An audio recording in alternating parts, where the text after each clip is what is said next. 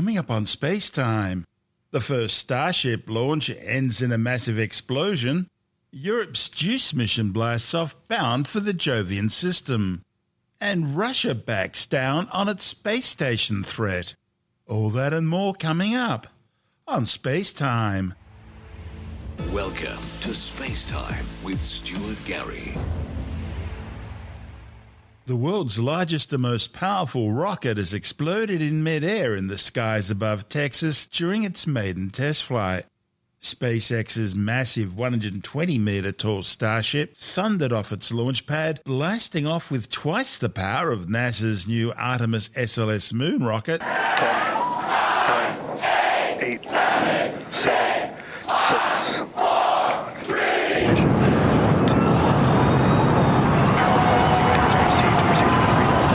0 post-launch flight operations. Booster Raptor chamber pressure is nominal. 2+43 seconds into the test flight of the inaugural Starship vehicle. Tower cleared, we're into pitch over. Propulsion reports first stage engines nominal. What a sight from the ground cameras at Starbase. We're flying at twice the thrust of the Saturn V heading to space. Acquisition of signal, Corpus Christi. The gleaming stainless steel launch vehicle reflected the Texas morning sun as it rose effortlessly from SpaceX's Starbase at Boca Chica on the Gulf of Mexico coast, climbing high into the blue Texas sky on what looked like a golden pillar of fire and smoke. Starship passed through max Q, the point of maximum dynamic pressure on the spacecraft, nominally. We're throttled down and throttled back up, going through the period of maximum aerodynamic pressure. As the velocity increases, the density of the atmosphere is decreasing. Max Q. Lessening stress on the vehicle. The call out, max Q now. Continuing to watch the first stage as we head downrange. 100 seconds into flight. Our next major activity is going to be shutdown of the first stage. The Houston tracking station now acquiring the vehicle. However, just 4 minutes into the mission, as the 5,000-ton monster climbed through 39 kilometers, it became clear that a number of the 33 Raptor first-stage rocket engines had shut down unexpectedly. The flight plan called for the booster stage to peel away from the Starship upper stage following main engine cutoff or MECO and stage separation. However, instead the two stages remained connected as the stack began to tumble out of control and plummet back towards the Earth. When Starship separates, we light up 6 engines in a staggered sequence. If all goes well, those 6 engines will burn for almost 6.5 minutes. Now, after stage separation, the first stage will flip and begin a boost back maneuver for landing in the Gulf. Continuing to fly, 2 minutes 40 seconds. Let's get ready for main engine cutoff. Booster engine cutoff. As of right now, we are awaiting stage separation, where Starship should separate from the Super Heavy booster.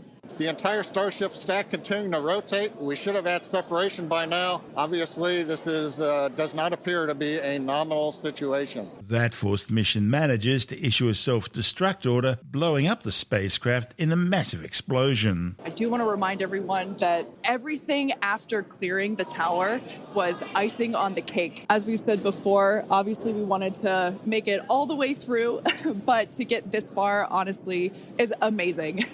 Starship just experienced what we call a rapid unscheduled disassembly, or a RUD, during ascent. But now this was a development test. This is the first test flight of Starship, and the goal was to gather the data, and as we said, clear the pad and get ready to go again. So you never know exactly what's going to happen, but as we promised, excitement is guaranteed. And Starship gave us a rather spectacular end to what was truly an incredible test thus far. Any and all the data that we collected during the test is going to help us with further development of Starship, and it's going to improve the vehicle's reliability as SpaceX seeks to make life multiplanetary. It's really worth noting that the flight path was designed to be over water and all the air and sea space. Along with that flight path and those surrounding areas were cleared in advance of the test. And of course, we're going to be coordinating with local authorities for the recovery operations. We had a successful liftoff from Starbase, Texas at 8:28 a.m. Central Time. We cleared the tower, which honestly was our only hope. We cleared the tower, and all the data that we collected all the way through, we got all that data, and we got so far as to hoping to see the Starship, the second second stage separate from the first stage, the Super Heavy booster. And unfortunately, we didn't make that happen, but that's okay. It was the first integrated launch, and honestly, today was amazing. We made it through a number of those initial test objectives with getting booster ascent, getting all the way through the countdown, working some issues at the end. Like, really fantastic day. Got through the gate at T-minus 40 seconds on the second try. Everything released, the hold downs, quick disconnect arms, everything moves out of the way. And then we got the vehicle off of the pad, through max Q, all the way up to stage separation, even starting into the prep for stage sep. And then, as we say, a lot of excitement. The launch vehicle for this test flight included Starship Prototype 24 and Super Heavy Booster 7. These were the same two stages that had successfully performed static fire tests on the launch pad earlier in the year. The orbital test flight was meant to see the Super Heavy booster carry Starship to an altitude of 65 kilometers.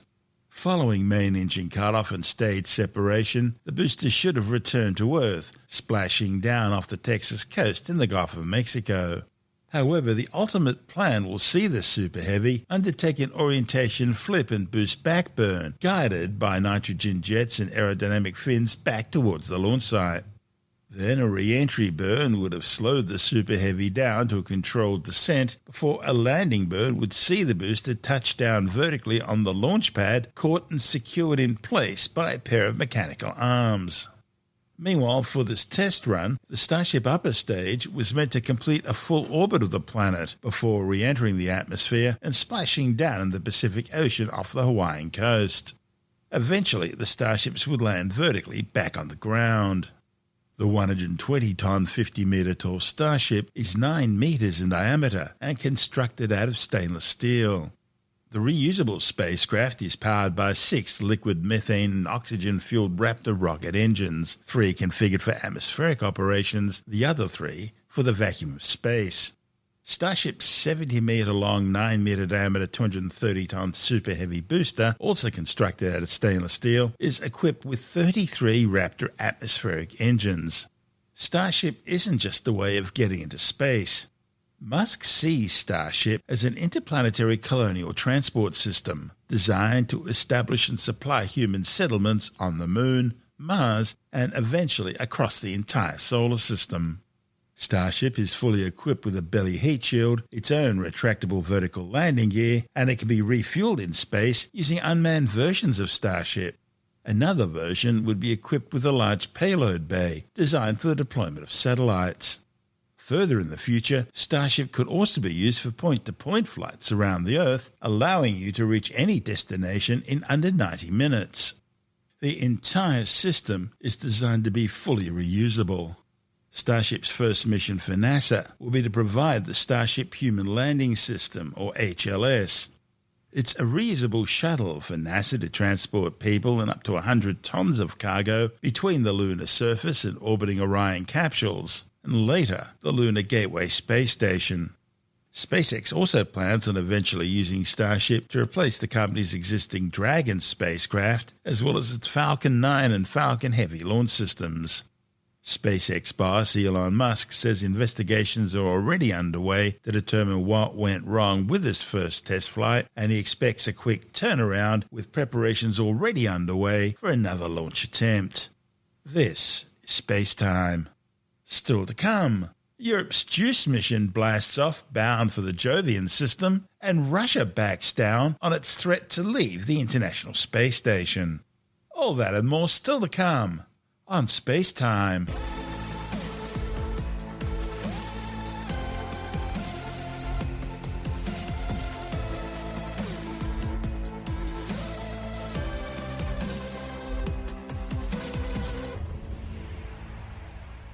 The European Space Agency's Jupiter Icy Moons Explorer, or JUICE mission, has successfully blasted into space on a 10-year journey to the Jovian system.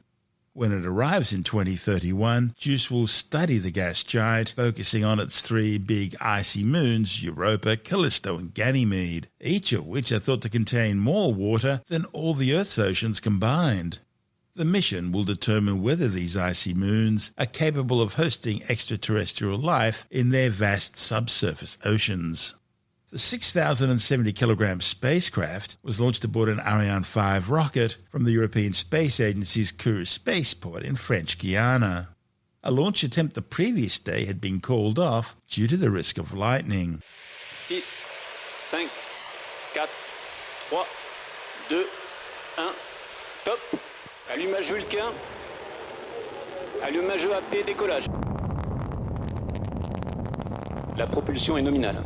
In Kourou, there are many places from which to watch these launches. Raphael, it's an amazing sensation for you as well, I'm sure. Yeah, even with the clouds, it's just... La trajectoire est nominale, tous les paramètres bord sont nominaux. It's really, really always impressive, and it's an emotion to see it. This was the second last launch for the Ariane 5 before its replacement, the next generation Ariane 6, takes over. Half an hour after liftoff, at an altitude of 1,500 kilometers, the probe separated from its launch vehicle and began its journey into deep space. JUICE will take a long and winding path to reach the solar system's largest planet, which is some 628 million kilometers from Earth.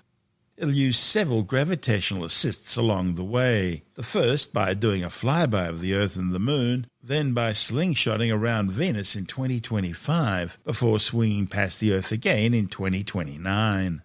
The €1.6 billion mission marks the first time that Europe has sent a spacecraft into the outer solar system beyond Mars.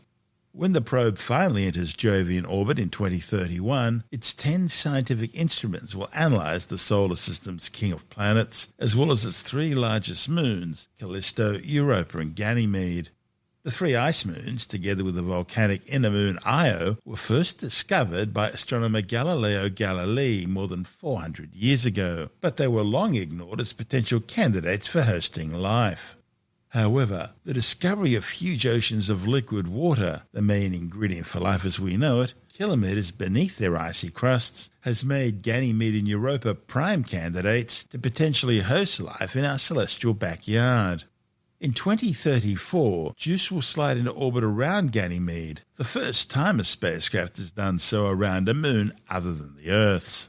Ganymede's the solar system's largest moon, and the only one with its own magnetic field, which protects it from radiation. NASA's Europa Clipper mission, which is scheduled to launch in October 2024, will focus on Ganymede's sibling, Europa. This report from ESA TV. The giant planet Jupiter is a place of intrigue and mystery, a special environment within our own solar system. When Galileo first raised his telescope to the planet, he discovered 4 moons: Io, Europa, Ganymede and Callisto. Early space probes raised more questions than answers about this fascinating gas giant planet and its intriguing moons. Now, those answers are within our grasp. The Jupiter Icy Moons Explorer, JUICE. JUICE is equipped with the most powerful science payload ever sent to the outer solar system. 10 instruments will conduct the most comprehensive remote sensing, geophysical, and in situ measurements ever performed at Jupiter. To bring JUICE to life, ESA has led a consortium of more than 2,000 people in 23 countries, working in 18 institutions and 83 companies. NASA, the Japan Aerospace Exploration Agency, and the Israel Space Agency have all supplied hardware. For 8 years, JUICE will cruise through space before beginning a complex series of manoeuvres in the Jupiter system. During this time, JUICE will face many dangers. Radiation near Jupiter can fry the spacecraft's electronic brain. The planet's gravitational pull is so large, it could threaten derailment. Nevertheless, ESA's expert spacecraft operators will guide JUICE through 35 flybys of Europa, Ganymede and Callisto before orbiting Ganymede. But the dangers will be worth it for the science that JUICE will uncover. Europa and Ganymede are thought to contain subsurface oceans that could hold more water than Earth's oceans. JUICE will explore these moons to study whether life could arise in different environments across the cosmos. JUICE will also study Jupiter's complex weather, chemistry, and climate in detail. It will turn Jupiter into a standard reference for us to compare against other gas giant planets throughout the cosmos. This is SpaceTime. Still to come. Russia backs down on its threat to leave the International Space Station, and later in the science report, a new study shows the cost of transition to renewable energies will cost Australia trillions of dollars. All that and more still to come on SpaceTime.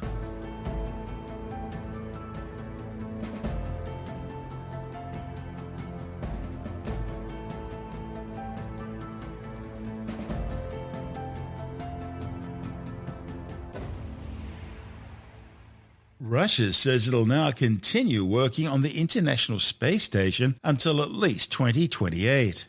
The move is a reversal of the announcement back in July last year, when Moscow claimed it would be leaving the orbiting outpost next year in order to set up its own space station.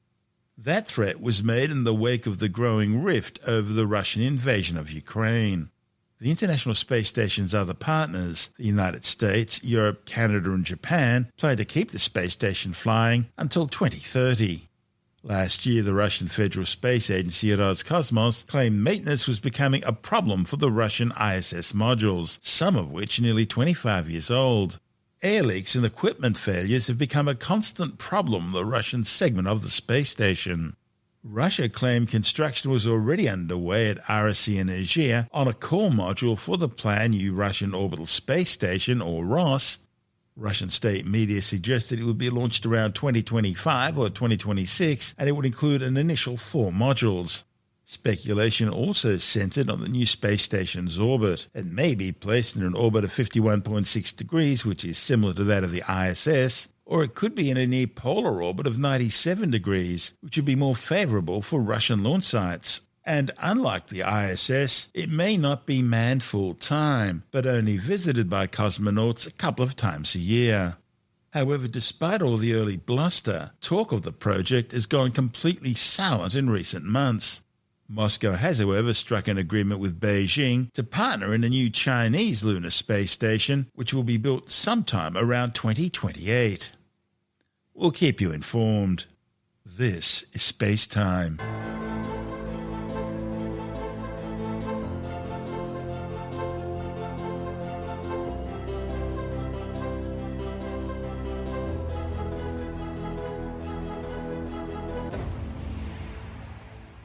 And time now to take a brief look at some of the other stories making news in science this week with a science report. A new study warns that the cost of transition to renewable energy will cost Australians not millions or billions, but trillions of dollars. The dramatic increase in cost was forecast in a new study by top research institutions, including the universities of Melbourne, Queensland and Princeton in the United States. It follows on from a 2017 CSIRO report which warned that transition to renewables would cost Australian taxpayers at least $1 trillion. The new study found Australia's biggest power grid on the East Coast would need to be tripled in size within 8 years. That's if we hope to achieve carbon neutrality by 2050. The new research also found the amount of gas-fired generation capacity would need to be doubled in size in order to keep the lights on. The authors say to achieve the targets, there would need to be a far more rapid rollout of renewable energy, transmission lines, storage facilities such as batteries, electric vehicles, and heat pumps in homes and businesses. One of the study's authors, Professor Michael Breer, director of the Melbourne Energy Institute at the University of Melbourne, says the scale of the job ahead defied easy comprehension.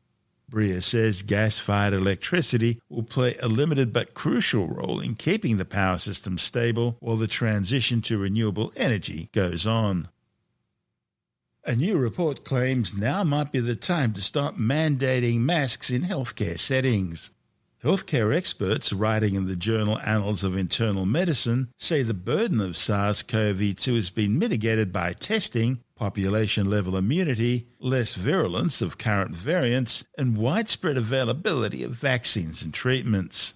The report says the time has come to manage COVID-19 in the same way as other endemic respiratory viruses, using correct and consistent application of standard and transmission-based precautions. These include healthcare personnel's ongoing use of masks and eye protection when engaging in activities that generate splashes or sprays in the face, regardless of patient symptoms, and the masking of patients when symptoms are present. Almost 6.9 million people have now been killed by the COVID-19 coronavirus since it was first detected near Wuhan's Institute of Virology around September 2019. The World Health Organization estimates the true death toll is likely to be around 16 million, with some 686 million confirmed cases globally. Meanwhile, a new study claims COVID-19 infection is associated with a higher risk of developing diabetes. The findings, reported in the Journal of the American Medical Association, are based on research involving a cohort of over 600,000 people. Scientists used COVID-19 surveillance studies in Canada to compare rates of previously healthy people being diagnosed with diabetes among those who both had and hadn't tested positive for COVID-19. They say the rate of new diabetes diagnoses was 672.2 per 100,000 people for those exposed to COVID-19, as opposed to 508.7 people per 100,000 for those who hadn't been exposed. The authors calculated about a 3 to 5% excess burden of diabetes at a population level that could have been influenced by COVID-19. And while we're on the subject, a new study has shown that even longer, higher doses of ivermectin will still be useless in treating COVID-19, regardless of what the conspiracy theorists tell you. The findings, reported in the Journal of the American Medical Association, are the latest in a long line of clinical trials showing that ivermectin, which is best used as a horse dewormer, does not affect COVID-19. Tim Mendham from Australian Skeptic says it's the latest in a string of scientific research, all showing the same conclusion. Ivermectin is a treatment for parasites. And initially, it was a treatment for parasites in horses, mainly worms. But it also has a use with humans. We can use it to treat infestations, right? You're talking about things that are not nice on you. Head lice, scabies, lymphatic filariasis, sorry, I can't even pronounce that.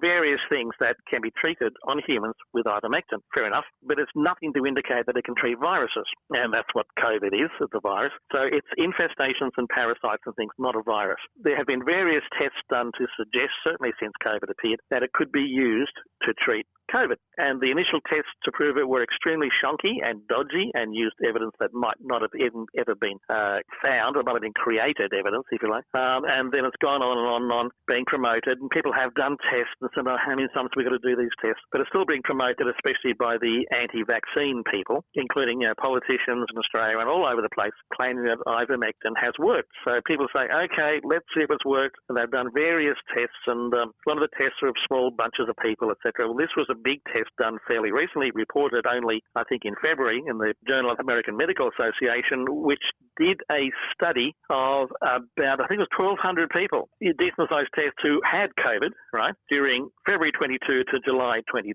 And what they did was they studied them, and they gave a certain number ivermectin treatment and a certain number placebos. And what they found was that looking at hospitalisation, medical emergency department care or death, and that came up to 5.7 of the people with ivermectin and 6% of the people with placebo. So basically no difference between the people taking ivermectin and the people taking nothing, right, or a placebo, a sugar pill, whatever. They found that the median time for the sustained recovery, how long it would take you to get over it, was 11 days for the people in the ivermectin group and 11 days in the placebo group. So absolutely no evidence that it takes COVID away faster. But they didn't have worms anymore.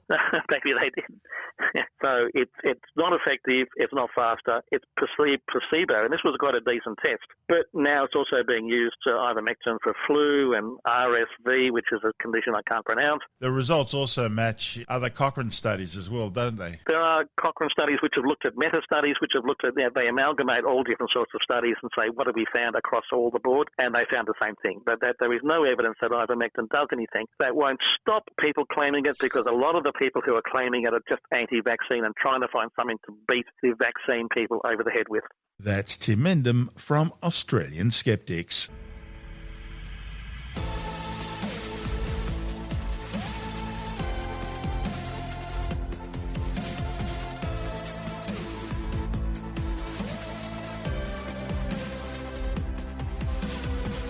that's the show for now.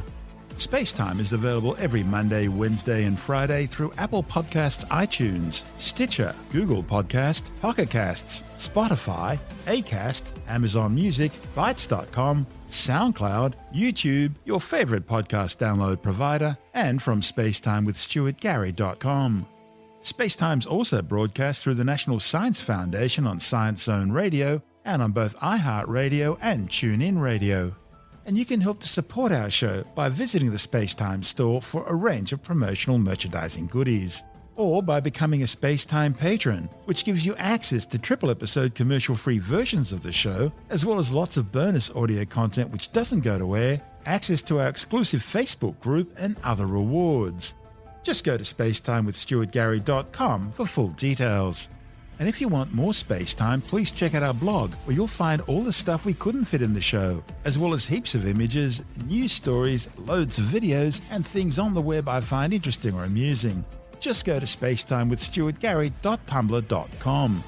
That's all one word, and that's Tumblr without the E. You can also follow us through @StuartGary on Twitter, @SpaceTimeWithStuartGary on Instagram, through our SpaceTime YouTube channel, and on Facebook, just go to facebook.com/SpaceTime with Stuart Gary. And SpaceTime is brought to you in collaboration with Australian Sky and Telescope magazine, your window on the universe. You've been listening to SpaceTime with Stuart Gary. This has been another quality podcast production from Bytes.com.